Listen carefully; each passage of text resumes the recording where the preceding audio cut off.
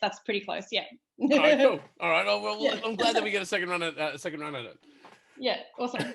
All right, and welcome to the Pagey train. Today having the show, Bina Bhattacharya, a filmmaker, film director, film writer. Welcome to the show. Thank you. It's great to be here. Lockdown sucks, but it's great to chat. Yeah, I think it's just amazing that we can still do this sort of thing. You know, if it wasn't for the internet, I guess the Pagey train wouldn't exist. But if it wasn't for the internet, we couldn't do, couldn't do Zoom calls and do Skype calls. And another one I used recently was Blue Jeans. Have you heard of Blue Jeans? No, what's Blue Jeans? Blue Jeans is like a Zoom, but blue jeans. That's what they call it. So I've been going to drunken Blue Jeans parties online. Yeah, I did a virtual Zoom for my birthday last night. Just had a few virtual drinks with people. And I did think about if this pandemic was taking place without the 24-hour news cycle, how different it would be. But I'm also extremely glad that it's happening in a time where I can stream videos and talk to people online. Can't imagine doing it in the early 90s with a dial-up modem. Or late 90s, whenever the internet came in. I remember it. I'm that old. So am I, unfortunately. Oh, yeah. Yes. The kind of a dial-up modem. We're showing our age, Ross. Yeah, I know. Yeah. Look, I was doing dial-up modem when I was 13, 12, actually. And that would have been early 90s. So I was on the internet in the early 90s. Okay, I was late 90s. 97, I think, is when we got the internet. Yeah. Yeah, it wasn't even called the internet when I was on it. Yeah, right. Okay. It would have different names. You refer to it as bulletin boards. So you go to bulletin boards, which is like this primordial ooze of Google, and you can go to bulletin boards and download content. But you wouldn't call it content. You would call it what do we call it? We just call them downloads. So you'd have books, songs, things like that. Songs were a really big thing. Like downloading a song was like huge. Yeah, I remember when it took like 20 minutes to download a song. It's just so strange to me. But yeah, times are different. And yes, I am grateful that I can stay in contact with people and join you today. Yeah, totally. I think, as I said, like I live on Zoom, I work on Zoom, I socialize on Zoom. I'm still running my show on Zoom. Or not just Zoom, but video platforms in the digital space. And I think it's really interesting how these spheres keep merging into each other. I think, COVID's helped us realize that, our industrial relationship is different now. Like we don't need to be at a certain place at a certain time. We can join digitally. I've joined so many digital forums that in the past, even in the recent past, it would have been a meeting. You'd had to have shown up to a meeting room to do those meetings. But I just think it's a big signifier for what is changing out there. But let's move on from that and talk about your music video. You've recently done a music video.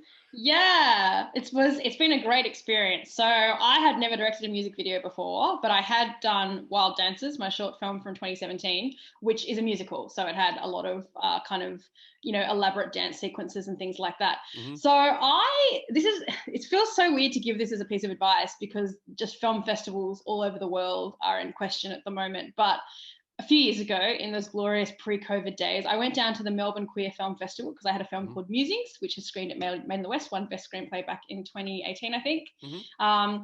And I went down to the Melbourne Queer Film Festival and I met a woman called Anna, and someone she knew in Melbourne did a post on Facebook saying, we're going to shoot a music video, but the artist is Indian and she wants to know if there are any Indian women directors around who could come and direct her music video, because the content was really kind of culturally specific.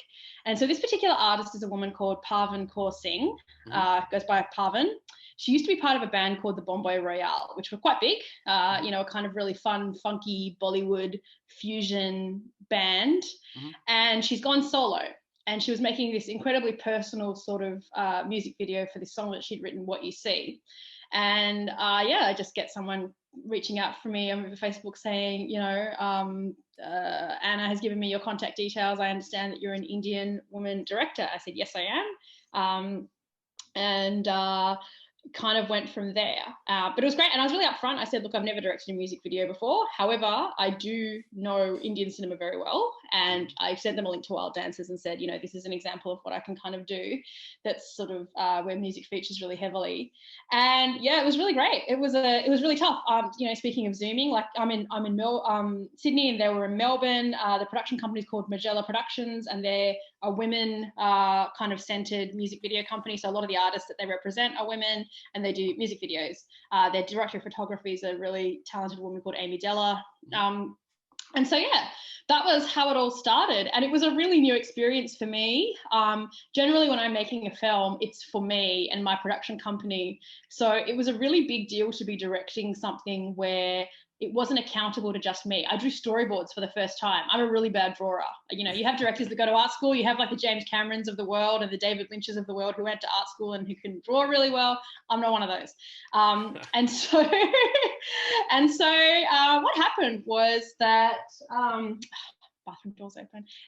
What happened was I got experience in directing a project that I had to explain to other people, like, this is the thing. So because I can't draw, I have a really phenomenal memory.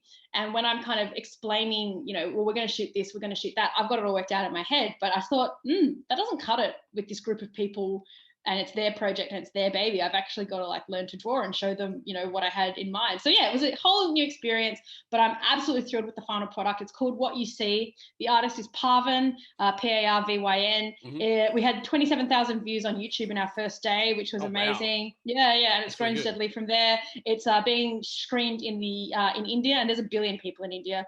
Just so you know, it's a good market to have. Absolutely. All my relatives in India have been sharing it. It's very exciting. It's screened on VH1 there. So yeah, that's been my experience, and it was wonderful. Really, I loved it. And it's just really different as well. Like music videos, when you're doing narrative, it's kind of like you're telling a story, so the shots are very important. It's like you've got to put the hand in the key, and then you've got to do the close-up of the hand so that there's a big reveal later. Well, that's what I was about to get into. So, because you've done a lot of narrative stuff, obviously, looking at your filmography. Yeah, but a music video is a different package, yeah. So how do you approach that as a director? Is it the same approach as you would doing something with a dialogue and a narrative arc? Because I suppose a music video still has a narrative arc. It's just the performance is different, yeah? Yeah, it's really different. It's really fun, can I say. I was very nervous going into it. So if I'm to watch a music video, a lot of them are very naff. Okay. And always when I have directed every other project, it's always been something that I've written, not to blow my own trumpet, but I know that the writing is what makes it special. My writing is really good. And therefore, even if you cover something quite simply, it's going to be different and interesting because it's my writing. Completely different with somebody else's song. The song is kind of the script, and the song is kind of the, the inspiration point. And just a few different things your coverage is completely different with your music video. You're not covering to tell a story. It's much more abstract. So in this case, Parvin's song, What You See, was about her. It really is a song that's kind of challenges us to think about, our subjectivity. Like two people can be seeing exactly the same thing, and because of our lived experience, we're going to take two completely different things away from it. So this idea of, different sides of the same coin. Parvin wrote this song thinking about things like culture, sexuality, gender. And so, that's a really kind of rich place to begin with. And she had some great ideas. Something that I found really lovely is that most musicians are actually really creative and have wonderful ideas about their own music. So she said that she wanted to have a scene with her that was kind of cool, that kind of did for Indian women. She showed me some video clips like The Divine by Mwanji, which had the same production company, that kind of was this, rooted in African kind of aesthetic and tradition, but really modern. And she wanted to do that, but for India. So she wanted to have this sort of young, modern Indian women, but still very kind of tied to their culture, firmly rooted in their culture. She had the venue, which was this fabulous restaurant in Dandenong, which is kind of like the Fairfield of Melbourne. It's very, very multicultural, kind of outer suburbs of Melbourne. And it was called Brothers Haveli Restaurant. It was a Punjabi restaurant. They had these amazing kind of wax figurines. They had a rickshaw. It was just, she had these fabulous ideas that she wanted kind of this sort of cool, modern Punjabi kind of girl gang. And then she also wanted some very traditional dancing, and she wanted a scene. she said that she wanted a scene where there was a masked violinist, and I thought this was really fascinating. And so we did half the shoot in black and white and half in color. Oh, wow. And there's this really striking scene of Parvin back to back with a violinist in a mask, kind of doing this back and forth. So yeah, really different experience. And I think what I had to keep in mind as a director was that, when you do narrative, I think your job as a director is to make sure that whatever you're doing there's enough interest and you're using the elements properly. So for example, you can have a scene that's shot with one camera and is totally compelling, one camera on a tripod, not fancy or interesting at all, and absolutely compelling if you have an interesting story, if you have interesting characters, and if you have interesting performances. People will watch an interesting performance even if the camera work is really boring. A film I really love by Kevin Smith, Chasing Amy, is really, really ugly, boring camera work, but it doesn't matter because the story is really interesting. And it's still interesting. 20 years later, it's a great film to watch. It's really, really fresh and interesting. But the thing is, in music video, you don't have any of that. It's 3 minutes. You've got 3 minutes to tell a story, 3-4 minutes, however long your song is. You don't have kind of a narrative setup. So you've got to use more tricks up your sleeve. So you have to, and with every shot, I made sure that there was something of interest. So I thought if there's dancing and it's colorful, the camera doesn't have to move as much because the interest is from the dancing and the color. Like that's where the intrigue is. But in the black and white shots, I had to make sure that there was something compelling. So it might be that the lighting was really interesting. So you had some really cool shadow effects, or it could have been that we used a Steadicam that was doing something really interesting. Or we had the production design, which was using a lot of Indian textiles in the background. You just have to make sure that, if you kind of are small on one, you're big on the other. If you have a lot of bodies dancing, you don't have to do the kind of fancy camera work that you might have to do if it's just one person. You know what I mean? Yeah. So what you're doing as a director is you're balancing your elements. And if you don't have a script or a storyline or a kind of conventional narrative that's going to hook people in, you've got to be using your other tricks. It could be your lighting. It could be your blocking. It could be your choreography, your mise-en-scène. It could be even, there's a really great part of the music video where Parvin just acts straight down the camera, and it's really, really gorgeous and interesting. And that's interesting enough that you don't have to do anything else to it. I think that was kind of the biggest challenge for me. And I was very nervous about it. I just sort of thought this could look really hack and shit and not great. And you're relying so much that your artist's song is going to carry it as well. So it's not your script, it's their song that's doing all the legwork that your script would normally do. But honestly, it was a great day. It was a really fun day. It was really different experience to be recruited to a project where literally my only job was directing. I didn't have to produce it. I wasn't writing it. It was just, I had to turn up and make sure that I was using all those production elements. So camera, production design, talent, as to the best of my ability. And that was my job. I had the best time. And also I really clicked with Parvin, which I think was something really important. Like she actually asked if I'd be happy to stay at her house. And I thought about it because I had the option to kind of stay somewhere cool in the city. But I actually thought I would do a better job with the music video if I spent some time with her. And it was the right thing to do. I stayed at her house and we stayed up late the night before listening to old Bollywood standards and singing along. And yeah, it was the right thing to do. We totally clicked, and then we had a great shoot the next day. Really, really great. Yeah, I think it's certainly something to be said for hanging out with artists that you're collaborating with. Yes. I certainly find that in bands, the more you hang out in a band, the better collaboration is. If you just show up and sort of just jam, it usually becomes a bit stark and a bit clinical. This is completely correct. I'm sorry, Ross. I'm really just going to close my bathroom door. Just giving. Yeah, that's okay. Well, let me rattle on while you're going to do that. So you just take off and do that.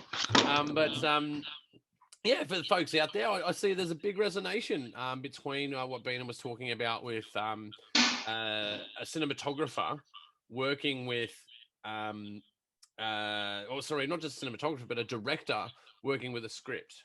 So you can be working with a music video script or a narrative script, but I think there's a correlation between that and music. When you do like guitar or vocals or drums, you got to find those spaces to fit in and to gel. And sometimes when things are really populated, you just want to add accents to that. So you want to be very basic in that sense. When things are basic on the other end, you want to be a bit more technical. So I definitely find, and it's strange how I find the collaborations between, or the correlations between music and film. So I find it fascinating, the intersection of directing music videos, because certainly I've always had a philosophy saying that music, image is rhythm. It certainly is rhythm. Well, I was just having a good chat with our audience while you were gone, Bina. But I was just saying that music is rhythm. Image is rhythm. So there's rhythmic personality or rhythmic attributes to image. If you look at image rhythmically, it will be more pleasing to the eye. And I just think that there's a bit of a correlation between music and cinema. And I just find it interesting to look at a music video and watch those things intersect. What about coming from a standpoint of rhythm? How do you approach that kind of work? Yeah, absolutely. So that's a really good point. So David Lynch says that cinema is, image and sound coming together, I think is what he says something really poetic about it. What I wanted to do was I actually watched a lot of music videos, and I looked at how many setups they had, how often they kind of cut between things. Mm-hmm. Often, if you really like the song, you don't notice the music video. It's kind of not why you might go to it on YouTube. Mm-hmm. But I noticed that a lot of them had kind of sort of 6 setups that they'd sort of seamlessly sort of jump between. And I think we had about the same. I think we had maybe 9, and half in black and white and half in color on the day. And what I wanted to make sure was that in the first, so, we had, just to talk you through the music video if you haven't seen it. So there's kind of Parvin and some girls in a rickshaw dancing, kind of very modern clothing. Then there's a really cool tableau. The restaurant had these amazing wax figures of sort of Punjabi village women. And so we've got this wonderful kind of old-fashioned tableau where they're all kind of sitting and churning butter and doing henna and plaiting hair. That's another one. And then they had one that's sort of more Bollywood, and they were kind of all dancing kind of in unison. And then they had, we had all the black and white stuff. So we had Parvin and the violinist back to back dancing. And then we had her doing a solo, which was in black and white. We had her and the girls dancing in black and white, with sort of shadows dancing around them, darting across their faces, some very interesting lighting. And then we had her kind of staring straight down the barrel of the camera. So what I did was I knew that I was going to dip in and out of all of those scenes for the 3 minutes and 45 seconds. But I wanted to make sure that I set everything up in the first 45 seconds or so and deployed each of those as strategically as I could, so that when you cut back to them, it wasn't anything new. Do you know what I mean? You're setting up in the first 45 seconds. So the tell me what you see is the Punjabi village tableau. The rearrange the colors, which is the first line, is her dancing in the black and white. And then, then there's a bit where she's dancing in the rickshaw, and then there's the bit with her back to back with the violinist. So you've introduced each of those setups with the part of the song or the lyrics that matched it best in kind of that really critical first minute or so. And then when you jump in and out of them as the music video goes on, it's not jarring to the audience because you've introduced everything. So what happened was I sat down and did, because I was editing remotely, which was really hard, and not working with my husband, who's always been my editor. So I was working with Rob Laterra, who's Magella's editor. Mm-hmm. And I sat down and I did a paper edit. So I did a little Word document, and it was like time code and what shot we're going to use and notes. And I did that for the whole thing. I was just like, from 00 to 003, the lyrics are this, and we will have this shot. I did that for the whole song. Then I sent it away to Rob, and Rob assembled based on my notes. And so we had, something where the shots roughly matched the lyrics, or the theme, whatever was being sung about, kind of correlated best to whatever setup we'd done. Mm-hmm. And then what we realized was that it needed more momentum. So then Rob did a second pass, like an editor's pass, to be like, it needs more speed here because we're in the chorus, and it needs to be, it needs more cutting in and out. We need to cut around this sort of dance sequence. And so he kind of did a pass on top of that to make sure that the song tied to the momentum and the rhythm of the song. The video kept a pace with the song. Yeah, okay. Yeah, great. Yeah, well, I've actually found it online. Might just whack it up for a sec. Is that cool? Can I whack it? Of course. I'm extremely proud. Of course you can. Yes, it's publicly available. Yeah, great. Just give us a sec, and I'll put this up on our monitor here, screen. Yeah. Share that. I think it's sharing. Is that sharing? Yeah. That's it. Yeah. So I can see you got these different narratives that are running through it. So there's the black and white shot. So this looks gorgeous. Yeah. Thank you. Yeah, that's gorgeous. That's Amy Della's beautiful cinematography We had Samantha Gann doing the production design, trying to catch the light of those textiles. India is famous for its textiles. You know, so we've got Parvin dancing here. She's a really great dancer, another asset. She's also really beautiful. Camera can't take a bad photo of her. That's her with her sisters. Yeah, this was done at 25, no, sorry, what's the slow one? 50 frames per second. So it's got that really kind of dreamy quality. And she was actually singing in double time. So the song was played back at twice the speed, and then when she sang along, it kind of, yeah, and then everyone was sort of floating around her. Oh wow. Yeah. So this was all floaty kind of stuff. So you're messing with the frame rate there. We did a few little tricks. This is the rickshaw. We had a fan going, a kind of wind machine to sort of give the illusion of some movement. I really wanted this. I like this idea of you know, we have kind of the European tradition, which is the violinist, and we have the Indian tradition, which is Parvin. They're at the same point, but they can't see each other. They're expressing themselves in the you know, in the style of their culture, but they're not facing each other. I thought it was really interesting. That mask was something the production designer did. So you see how we're cutting in and out of all of these, but for the first sort of 45 seconds, this is a gorgeous Steadicam shot. We had a great Steadicam operator. It was my first time. First time shooting with a Steadicam. Was a completely new experience for me. But so I think that's kind of my this performance here where she's acting through. We actually had some fabric held up in front of the camera. So the very talented cinematographer Amy said we should do something in between kind of this sort of mesh sari fabric, and it looked so beautiful that we decided to go with it. And here we go, sort of very kind of villagey look, very cutting between sort of traditional and the modern, and her acting here is so good. So I wanted this bit to sort of be really jarring because the song's starting to swell at this point. And you know, she's doing a really big high note. So my brief to the editor was that it would be like Persona, the Ingmar Bergman film where we're just sort of seeing the face again and again and again. And so this is crescendo. You can tell here that there are a lot more cuts. We're going through a lot faster because the song has gathered pace. And so that's the thing, but we couldn't do that. I don't think you could do that out of nothing. You kind of have to take your time in that first 45 seconds of the song to set up, you know, this is what we're going to be looking at today. And there's different vibes of the song, and that's the whole, it's supposed to be, you know, light and shade and, you know, happy and sad and black and white versus color, old versus new. That was sort of what we were going for. And I'm obviously very pleased with the final product. Yeah, totally. I think you should be. It's something that it looks absolutely gorgeous, Bina. Thank you.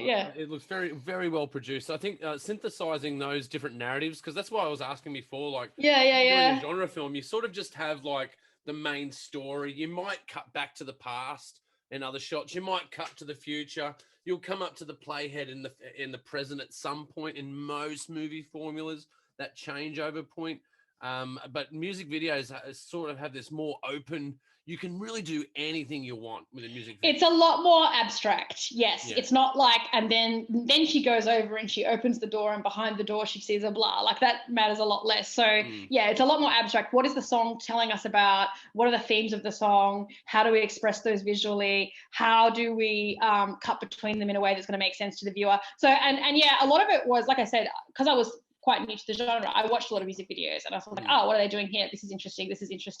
And like I say, I think you just have to trust that, for example, if you have like amazing costumes and people dancing, you don't have to do much else to make it interesting. Whereas if you have like one person and it's in black and white, you're going to have to do something to maintain the audience's interest. So I think that's kind of my big thing to directors. Like, your job as a director is to look at all the production elements and think of what is interesting in this scene. And if the scene isn't intrinsically interesting, how can you make it interesting without making it busy, right? How can you kind of up the ante so that what is being shown is fascinating to look at? And it was harder in music video because, you're not relying on narrative, you're not relying on performance as much, although I'll argue that Parvin did a very good performance and was really, really knew the camera, knew her body, really seasoned performer, knew how to dance, knew how to angle herself. So there was a lot in that, knew how to work the fabric. So I was very fortunate to have someone so seasoned and so talented and so knowledgeable in front of the camera. But that was really my thing. For every single kind of little shot that I storyboarded, I'm like, what is of interest? So that shot where they're with the wax statues are what's interesting. Therefore you can have a static shot where it's not what's happening because the audience is going, oh, this is cool. Do you know what I mean? So for every shot, it's the audience should be going, oh, that's cool. what cool might change. It might be the costumes, it might be the dancing, but you as a director, you should be trying to find something in every shot that's cinematic and interesting. Has your experience doing this, because you've, as I said, you're quite accomplished as a director before this clip. Has there been an effect on your outlook on directing after doing the music video? Oh, absolutely. It was so good for my confidence. It was so good. This is the thing as well, like, just being accountable in a different way. Being accountable in a different way. It's not just me. This isn't my film. If this is a failure, I'm letting down this artist who has trusted me, who insisted on me, who had never met me, and is like, I want an Indian woman to direct this, right? And that was a lot of pressure. And, I was flown down and, paid by a company that wasn't my own production company to direct this thing. I was feeling the pressure to get it right, but I also just had to trust that, like, I know how to direct, I know how to make stuff good. And I really just had to listen to that instinct. And also, look, what it is with directing, they say the more that you direct, the better you become at directing. And it is so true. And all it is, it's not rocket science. It's the confidence to speak up if something's not working. So I will tell you, when the production designer, who did a beautiful job, Samantha Gann, but we said, okay, so the girls are going to be sitting down and they're going to be doing henna. So she went away and she set up the table, right, in the restaurant. And this table was really ornate. It was really, really pretty. And she set up a table. And I looked at it and I said, no, they're not doing henna at a table. They're doing it the way village women would do it. They're crouching on their knees and they're sitting on the floor. And she's like, oh, okay. And then, she calls out to her department, okay, everyone, we're going to strike the table, move the table away. And there's this pang of like, oh God, they went to the effort of lifting that table and carrying it there. And I'm telling them to take it away and I'm being really mean and I'm making them do work. But I knew that I was doing it for the right reason, which was that wasn't the film I was making. I'm not making a film about people sitting at a table. I'm making a film that invokes in our mind village women, old-fashioned village women who sit on the floor. Therefore, we don't need the table. Old Bina, I can guarantee you 3 years ago, I would not have had the confidence to be like, move that. Oh, right? Wow. Yeah. I find that, I just find that amazing. I've always found you to be a very, very confident person. I find that absolutely astonishing that you would feel that way. No. The older you get and the more you direct, the more, because you just realize that mediocre films get made because directors shy away from conflict, okay? You've got to have a good, healthy appetite for conflict to be a director, because you've got to tell people that they've misinterpreted it the wrong way, or that you don't like it that way, or it's not working. Like, you've got to just be able to say, mind. Just the fact that or you've changed your mind, or you've changed or the actor's tired, so you've got to try something different. Like, there's just a million different ways, and you've just got to be really confident. Like, I remember we had the Steadicam shot with the girls dancing, and I was like, hang on, there's a light bulb. That light bulb's annoying me. Can someone get rid of the light bulb, right? That's being really bossy. Can someone please get rid of the light bulb? They got rid of the light bulb. But that confidence of, like, this is so that we make a better product. I'm not saying this to be a bossy, horrible person. I'm saying this because the worst thing I want is, a music video that all these resources have gone into and there's something there that shouldn't be there, or it's not done the way I imagined it in my head. And fighting for the film in your head, and having the confidence to tell people, no, we're going to try it differently, or that's not going to work, or that's not what I had in mind, or can I please see, it's that bossiness and that confidence in being able to tolerate a little bit of conflict or feeling like you're being mean by asking people to do things. And that's something I came out of this and it was so good for my confidence. And Parvin was just amazing. We were like driving back and she's like, oh my God, Bina, you are such a boss lady. Like, you were just looking, you knew exactly what you were doing. You were just looking at that monitoring, like, can we do this? Can we do this? Can we do this? But, that wasn't, I went in there and I was extremely nervous that morning. But I also just told myself, nope, we've done the work. We've communicated the film that we've wanted to the heads of department. We're just going to get this thing and it's going to be great no matter what, But yeah, definitely it was very good for my confidence. And I think, the older you get and the more experience you get at directing, the more those little things that you might feel are being mean when you're kind of young and starting out, you're like, no, this is for the good of the film and this is the right thing to do. And nobody wants a subpar film. Nobody wants a film that you don't really like because you were too shy in the moment when there's a lot of stress on you to say, wait, no, we're going to take the time to do it this way. That's what it is with directing. You've just got to have the personality for it. It doesn't mean I am very loud and outgoing. Some directors are really quiet and softly spoken. That's fine too, but you've just got to have that confidence to say, I want it this way. Can we do it this way, please? Well, there's one thing with directing that I haven't got better with, and that is storyboards. You brought up storyboards before. I think when I do storyboards, do you want to see my storyboards for this? Yeah, flash one up. Like I Yeah, use yeah. stick. I'm a stick man guy. I use stick men. That's how I do my storyboards. I can't draw people, so I just do. If I need to visualize something for a DOP, I do stick men drawings. Have a look at this, Rossi. You'll be amazed. Okay. Window. Oh wait, hang on. Sorry. Oh Hang yeah, on. you've Let me shown my just. window. Yeah. There we go. Can you hang on? Hang on. Beg your pardon. Sorry. Oh, That's crap. okay. I'm already in the meeting. Hang on. Sorry. I'm using my browser. Okay. Share screen. See if it comes Window. Here we go. That's my storyboard. Yeah, no, that's my stickman sort of stuff. That's probably one gear up from my stickman. That bottom left one there, that's pretty good. But that top left, that's yeah. No, this is definitely my style. So I just used Adobe Sketch on an iPad. I'd never ever done a storyboard. I asked the producer Gabriella Pearson. I said, Gabriella, this is all new to me. How do I do a storyboard? I've never been able to do one before. And she goes, oh, I just use my iPad, and it doesn't matter. You can do stick figures. People always get spun out by me. They get spun out. They go, "Why do you bother doing a storyboard?" Like, man, I need to visualize this film. I need to be able to show it to what people I need to have the same vision that I do.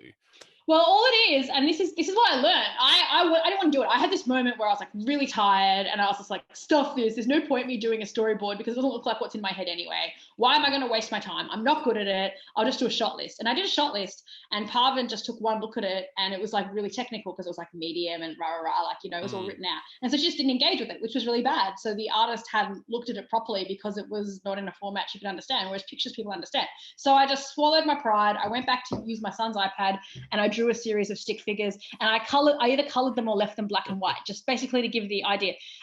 It was actually super cathartic and lovely to do, and like I got into the zen of it. So there was that. But secondly, what's a wide shot? A wide shot can be anything. A wide shot could be. Depends, you need a reference. That's exactly right. So what the storyboard does, it's not that like it's an amazing drawing. It's that the DOP looks at it and she goes, oh, it's a wide shot where we can see the whole body, head to toe, plus blah in the background. Yeah. That's all it is. Whereas if I say a wide shot, it could be like anything. It could be, So it just kind of gives us some dimensions and some stuff that helps. I suppose like you go, can you just go back to a normal screen there for me, Bina? How do I do that? Hang on. Stop screen share. It'll be a big stop button. Oh, stop share. Sorry. There you go. Yeah. I think doing a storyboard, it depends on what crew you've got. Like there's other DOPs that I work with where we don't need a storyboard. We can be in a room and we just gel. Totally. There's DOPs that I work with. We just. I've never done a storyboard before. I've been directing for how many years? This was the first time I did a storyboard, and it was because it wasn't just me. It wasn't just me in the world according to Bina and Bina's memory. It was someone else's project, and I realized I ate humble pie about halfway through. I'm like, okay, I'm just going to have to draw bad drawings, but it helped, and it was a really good thing for me to do. And I think next time I'll do it. Draw the bad drawings. It doesn't matter. The bad. Exactly. As I said, I'm a terrible drawer. Yeah, but when I do my storyboards, people go, oh, okay, I get it. So you want to do a wide here, and you want to put it in here, and you want to do a track there. Okay, got it. So I need this, this, and this. And then you go, all right, okay, so give me the time frame of how we're going to get these 3 shots. And we go, okay, so we're going to do a Rio. It's going to take an hour and a half. You're like, great, let's do it.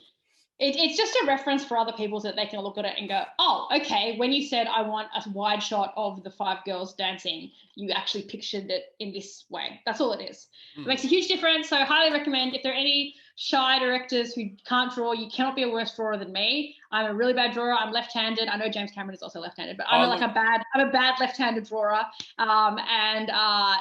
Just get on the iPad and do some sketches and swallow your pride. That's my advice. I think I'm a worse drawer than you, by the way. Let my son be the judge of that. They're pretty bad. There's something that my mum would stick on the fridge. My 5-year-old son will be the judge, because even he just ropes Alex into drawing, because he's like, Mummy, your drawings are really bad. Good thing I know how to direct a film. Because my drawings are bad. Well, going from being an independent filmmaker, because you've done a lot of stuff that you have an idea, because I've known you for some years now, and I know when Bina has an idea, She just goes out and does it. That's what Bina does, right? Oh, bless. Yeah. And I can relate to that. Like people, sometimes I don't ask advice of people. Like I just go, Yeah. I'm just going to go do this thing, and then people will help me doing it, or they won't. Yeah, exactly. When you're a hired gun, because I've had a few jobs now where I've been a hired gun, where people Mhm. have sought after you for whatever reason, you know, whether it's a VO or a promotional thing or a film they want made. Going from being an independent director, writer to Mhm. a hired gun, what is the Yep. difference between those two spheres? You just have to remember that, you just have to remember that it's not just you. It's not just about you this time. It's you. You've been, trusted with someone else's baby. So I think that was the big thing with this one. Yeah, it was this whole thing. If it was just me directing a film, I wouldn't have done the storyboards, and it doesn't matter because I know what I'm doing. But if it's someone else's dream, if someone else's song, and they've trusted me to make a video to go with it, they kind of have to know what I'm picturing in my head. So, okay, Bina, you've just got to do that. And I think that was the big one. It was a lot of work. Honestly, it was a huge undertaking. And there were times when I was just like, why did I sign up to this? But honestly, it's been so good for my career. It's been like one of the best gigs I've ever said yes to, because I'd never done a music video before. But not only that, it was the opportunity to direct something that was so culturally specific. Like my culture is a barrier, in the extremely white world of directing and making films in this country. And for it to actually be sought out for it, and to be able to direct something that drew on my knowledge of Indian cinema and Indian music videos was a blessing, and it was wonderful. And I'm so proud. I have something to my name that I'm really proud of. And so, yeah, you just got to remember that you're working with different people. They worked different. I hadn't met these women, these girls before. Like they were living in Melbourne, running a production company, and like they had a certain way of doing things, and I did things differently. And so I had to just remember, okay, Bina, it's not about you, it's about them, and this is what they expect. So you just got to play it their way. I also learned, and I think the biggest piece of advice, and it goes back to sort of talking about Zoom, is emails are horrible. Particularly, your job as a director is to be a little bit bossy and to have an opinion on things and to communicate things. And email is horrible. So just pick up the phone and talk. Every time I picked up the phone, I solved whatever problem we were having straight away. Yeah, I think just remembering that's not just all about you. You've got to work with people. You've got to meet people a little bit more halfway when it's their project because they're leading it. Yeah. Yeah, that's really good advice. And I think another big tip there is definitely picking up the phone.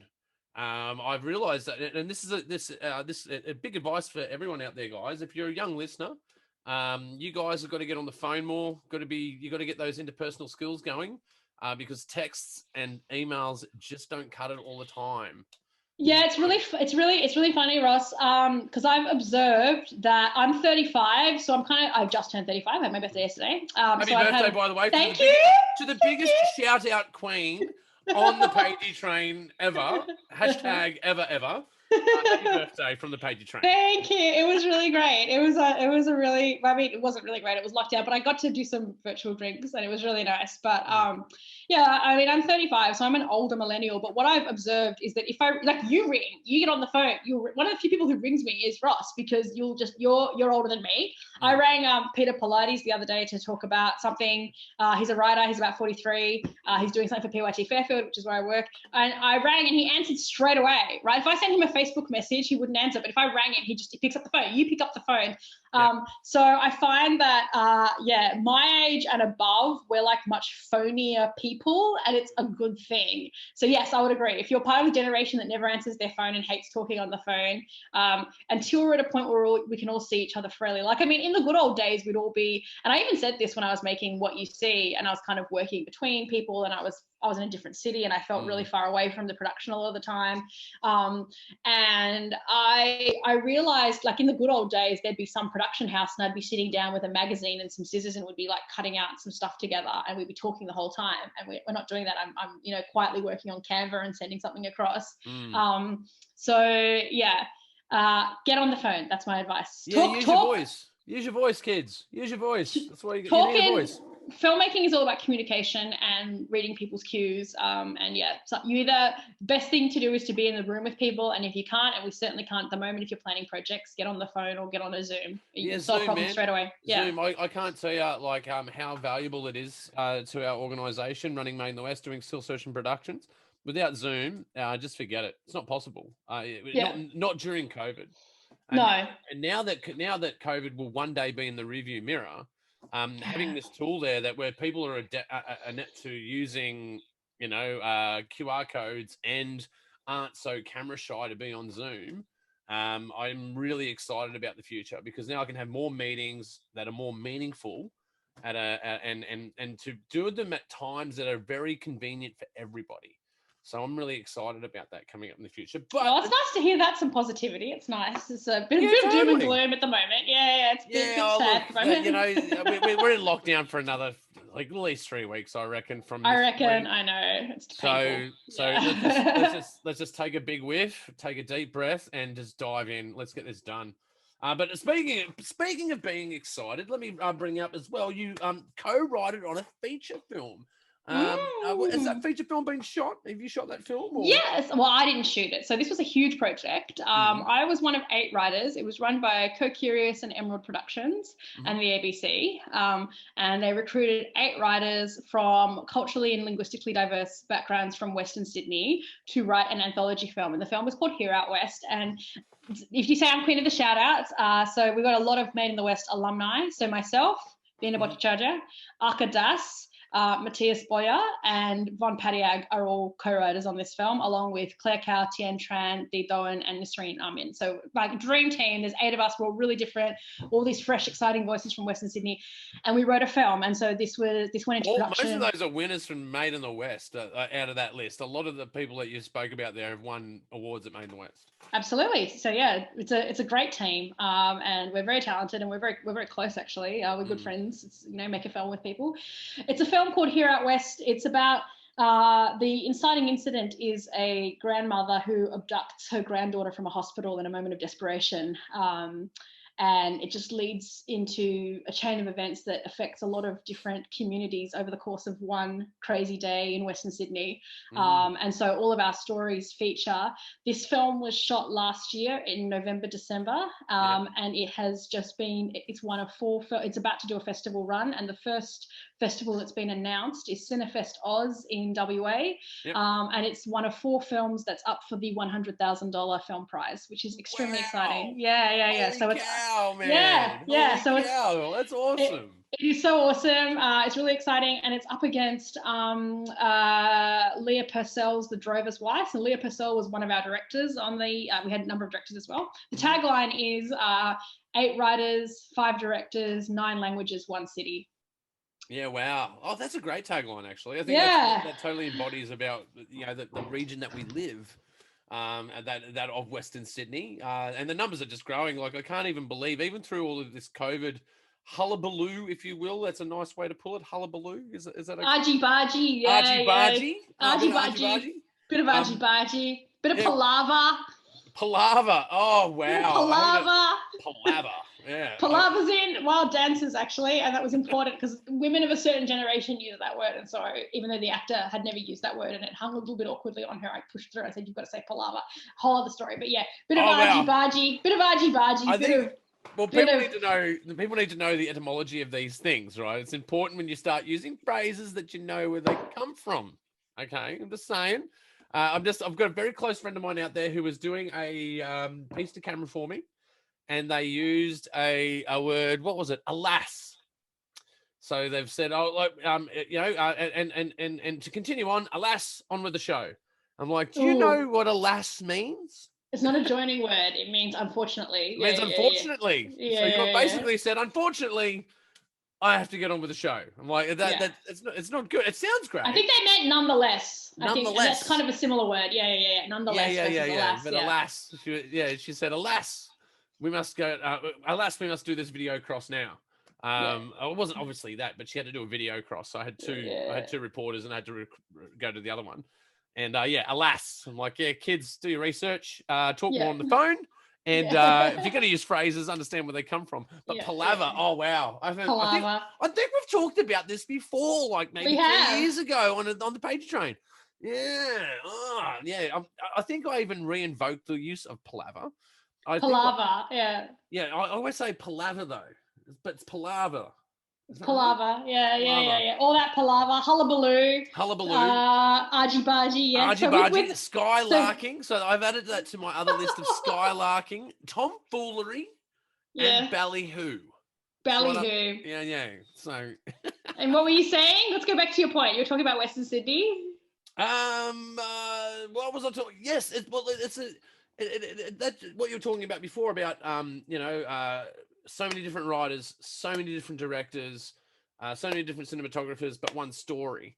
I think that really embodies what Western Sydney is. Like Western Sydney is such a unique cross section, and even during all of this COVID hullabaloo, where we start on palaver, Western Sydney is still growing. It is still growing under duress. Yeah. It's Yeah, still of course. growing. It's still growing. Yeah. I'm used to saying 2 million people in Western Sydney. I think it's now closer to 3. So there's 6 million people in Sydney.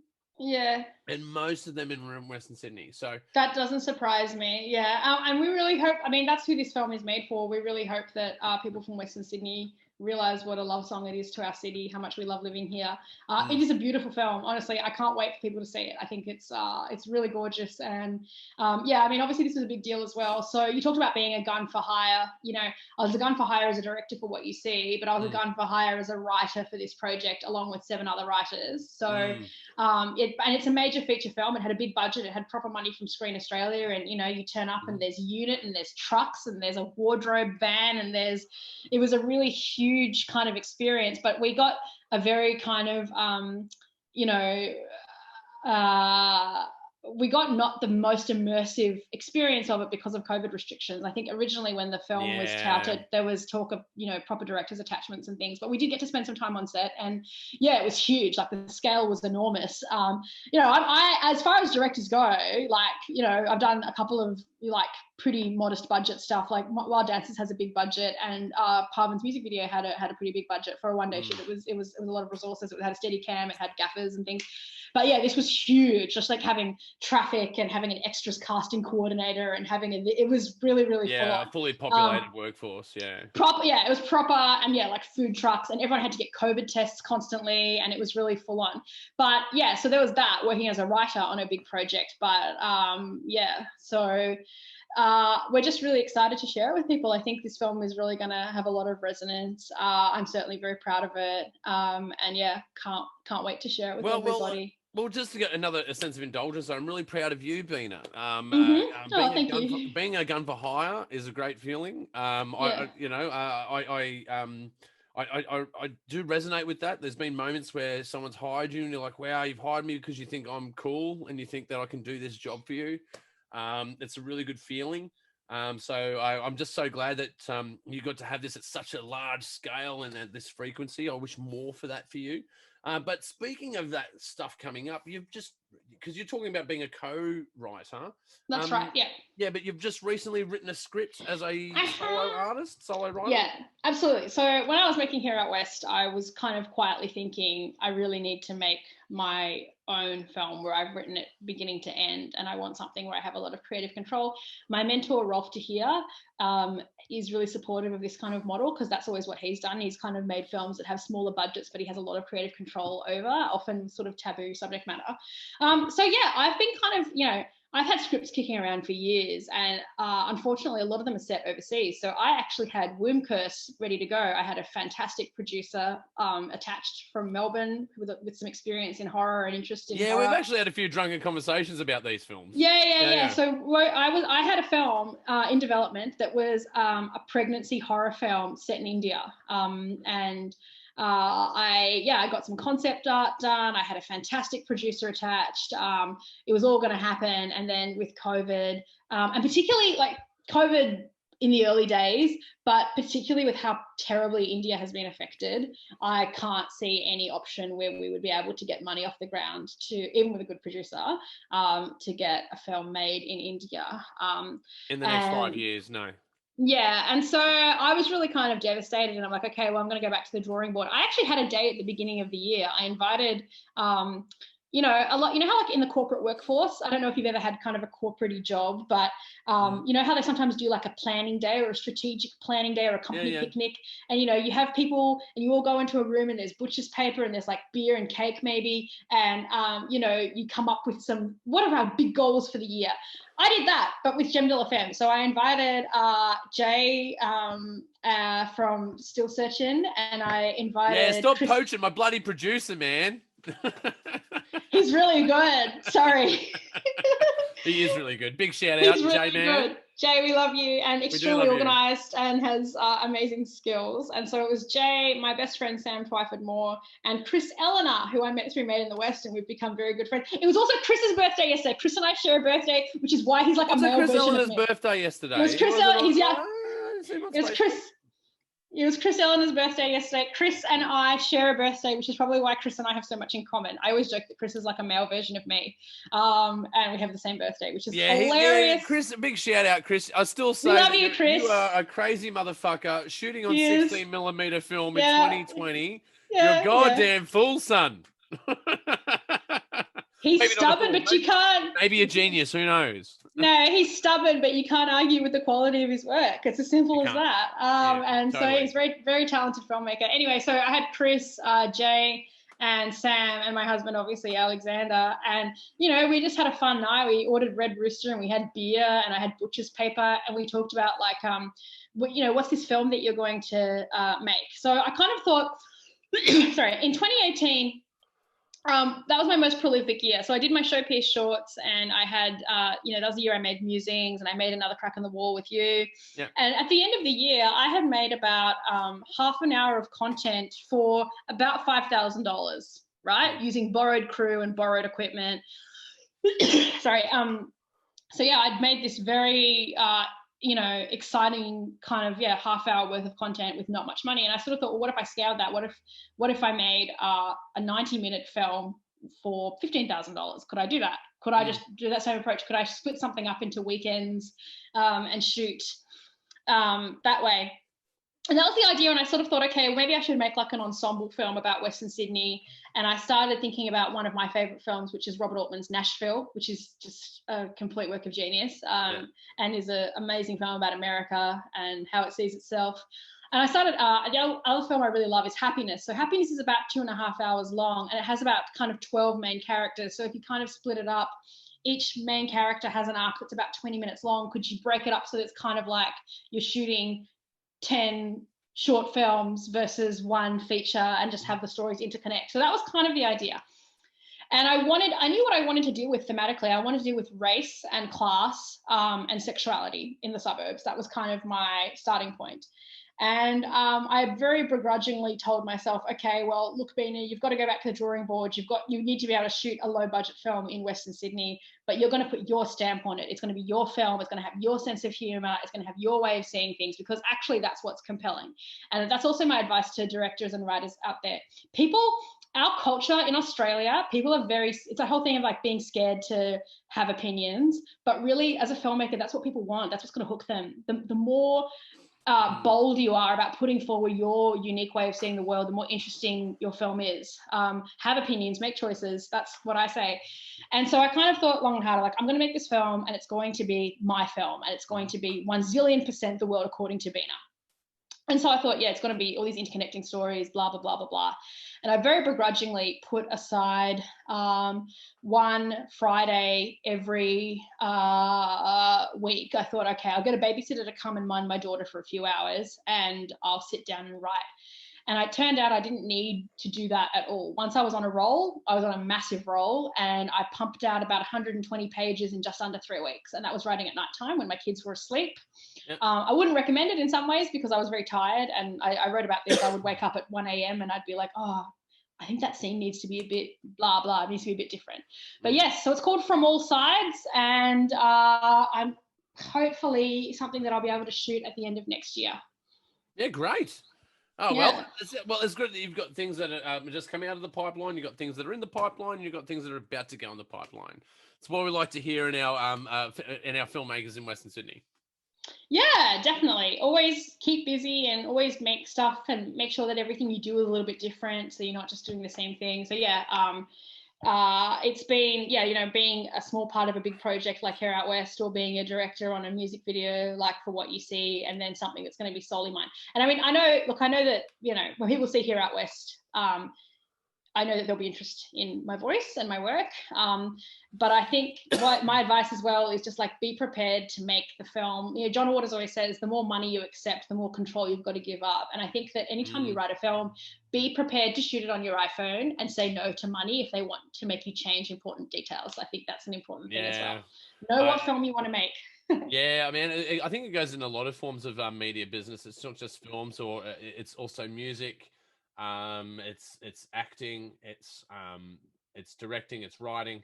I've realized as I've gotten, you know, when I've become more of a, you know, a better practitioner, and I've gotten more paid work, I'm being told what to do a lot more.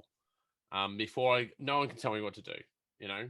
I'm Ross Page. I'm Roscoe Pagey trainer. I can do what the fuck I want. It's not true. Sometimes you have to do what you're told, man. If you want to get on to the bigger jobs and do the bigger things, sometimes you just got to cooperate. I think a lot of that as an artist is also just deciding what your standards are. Like, I don't have any judgment on people who do jobs for money. You know, that's totally fine. You could shoot a commercial, and you could be brought onto another project or another writer's room, and maybe the project isn't 100% what you personally would do, but it's paid. Like, you should go do it. It's always going to be a good thing.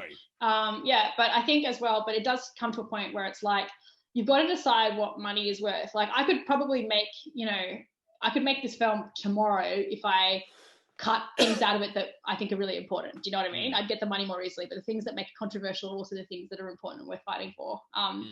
So yeah, I think that's kind of it. Know your worth when you go into these sorts of negotiations, and know how you want to work. And yeah, like, everyone's a bit different. People have different standards. Like, some people, will only say yes to certain types of jobs, and some people kind of don't really mind what they do as long as they're keeping busy. And I think it's, you know, there's no right or wrong answer. Everyone's going to have a different threshold around that. Yeah, I think I've been both of those things. It depends what day you catch me. Maybe I'm in a generous mood, maybe I'm not. It depends. Definitely depends. Yes, and that's also the way you've got to assess every project, I guess. Oh, but anyway, look, I think we're just about out of time, Bina. So where can people go to find your films? Well, you can go to my website, which is www.gemdelafemme.com, which is spelled GEMMEDELAFEMME.com. It means Jewel of the Woman. It's a play on words. You can find me on Vimeo. You can find Parvin's video clip, What You See, just by Googling Parvin What You See, and it comes up on YouTube. Yeah, found it straight away. That's good. Parvin, okay, good. See what you see. Yeah, Parvin What You See, to see her video. And then you can also, Here Out West is just about to go through a festival. I mean, who knows with COVID, but there will be some exciting festivals announced. And the one I can announce is Cinefest Oz, where we're up for the prize. So hopefully we'll get some kind of a theatrical release, given that, well, let's see what's happening with COVID, but that's usually festivals lead on to a small release. And then, yeah, keep your eyes peeled for From All Sides, which is the working title of my first film as a sole writer-director. Yeah, great. Well, once again, Bina, thank you so much for being on the show. Thank you for being on a lockdown episode. But, you know, this is the nature of the beast. No, I'm flattered that you had me back, and it's always lovely talking to you, Ross. I hope this has been helpful to anyone listening out there, and thank you for all the work you do with Made in the West and Still Searching. It's a wonderful vehicle for talent in Western Sydney, and I hope you enjoy seeing the fruits of everyone's hard work. Yeah, I do. I totally do. And speaking of Made in the West and Still Searching, watch this space. We're about to go through some rapid expansion. I can't talk too much about it at the moment, but we've got stuff going on. But look, I better wrap it up there. So once again, thank you, Bina. And you have been watching The Pagey Train. You can find us on Spotify. You can find us on Apple iTunes. And you can find us on Amazon. You can find us on Overcast. You can find us on iHeartRadio. Shit, man, if you can't find us, you can't type. You can find us on YouTube. And if you're going to be on YouTube, don't forget to subscribe. You can basically find us anywhere you can find podcasts. You have been watching The Pagey Train, and we'll see you next time. Sonic boom. All right. I just need to do some photos, Bina, before you take off. Yeah, sure. Yeah, great.